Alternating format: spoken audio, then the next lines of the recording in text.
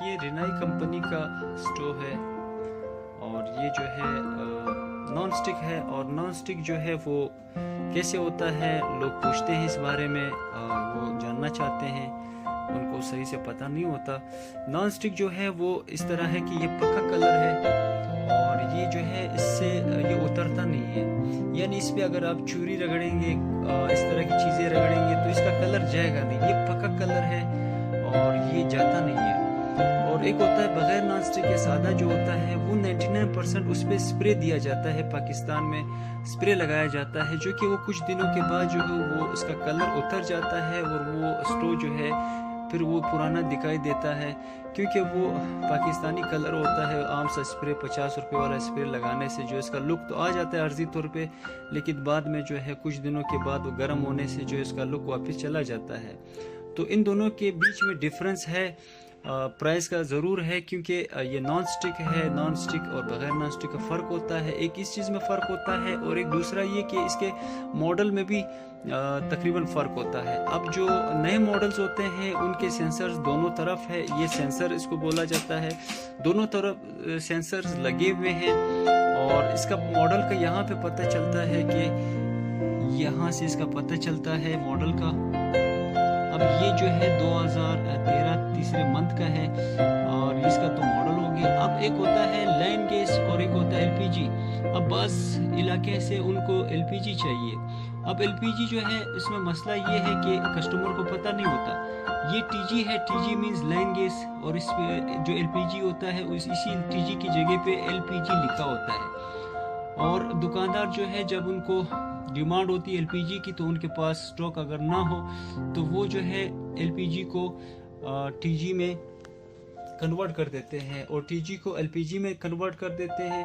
اس کا نقصان یہ ہے کہ اس کو جو ہے اس کے جو پردے ہیں آکسیجن ہے اس پہ ٹیپ لگایا جاتا ہے آکسیجن کے لیے, لیکن اس کا مسئلہ یہ ہے کہ وہ بعد میں وہ چولہا جو ہے وہ مسئلہ کرنا شروع کر دیتا ہے, آف اور آن کا مسئلہ شروع کر دیتا ہے, چلتے چلتے بند ہو جاتا ہے. تو اس کا یہ نقصان ہے. آپ نے لینا اوریجنل ہے, اگر آپ کو لائن گیس میں چاہیے تو آپ نے TG لینا ہے, اور اگر آپ کو LPG چاہیے تو آپ کو اوریجنل LPG ہی لینا ہے. آپ نے دونوں صورتوں میں اوریجنل ہی لینا ہے. اور اگر ہو سکے تو نان سٹک میں لیں, کیونکہ نان سٹک جو ہے وہ بہت ہی خوبصورت بھی ہوتا ہے, کلر اس کا جاتا بھی نہیں ہے, اور سب سے بڑی بات وہ لیٹسٹ ماڈلز ہی ہوتے ہیں. اور اس میں چولہے کی جو لوگ پوچھتے ہیں اس حوالے سے کہ اس سے کیا کیا پکتا ہے, اس کی خوبی کیا ہے, تو یہ یہاں سے یہ 2 سیل اس میں لگتے ہیں توشیبا کے بڑے سیل, اور یہاں سے اس کو اندر کی طرف پریس کرنے سے ایسے گھمایا جائے تو یہ سٹارٹ ہوتا ہے. تھوڑا سا پیچھے کریں اس بٹن کو. اب آپ نے زیادہ کرنا ہے, گیس کم رکھنا ہے, وہ آپ کی مرضی ہے. دوسرا سیٹ بھی اسی طرح ہے. اور اس کے علاوہ اس میں اوون ہے. اوون سے جو ہے مختلف چیزیں بن سکتی ہیں, مچھلی, کیک, پیزا وغیرہ بنایا جا سکتا ہے. اس کا جو مزید ڈیٹیل ہے, اس کا جو گرل ہے اس کو آپ نیٹ سے سرچ کر سکتے ہیں کہ اس سے کیا کیا چیز بنائے جا سکتے ہیں.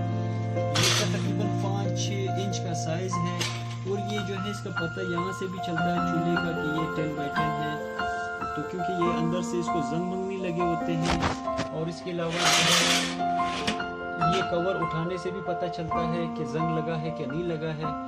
اور بعض لوگ شکایت کرتے ہیں کہ ہمارا چولہا جو ہے وہ بند ہو رہا ہے, آن اور آف ہو رہا ہے, لیکن اس کی ایک وجہ یہ ہے کہ یہ سینسرز دونوں طرف لگے ہیں. سینسرز کی خوبی یہ ہے کہ اگر کوئی چیز پکنے پہ آ جاتا ہے تو جلنے پہ آ جاتا ہے, یہ آٹومیٹک طریقے سے خود بند ہوگا. اور اگر چولہا ایسے ہی چل رہا ہے, آن ہے, تو یہ خود بند ہو جائے گا. یہاں پہ انڈیکیٹر دے گا, اگر سیل کمزور ہو تب بھی یہ یہاں سے انڈیکیٹر دے گا. تو اس کی خوبی ہے اس کی, اگر گیس چلا جائے تب بھی جو ہے یہ خود بند ہو جائے گا. تو اس میں کافی خوبی ہے اس کی. اور اگر یہاں پہ توا رکھا جائے تو توے سے اس کی شکایت ہے, کیونکہ توا جو ہے اس کو پریس نہیں کر پاتا.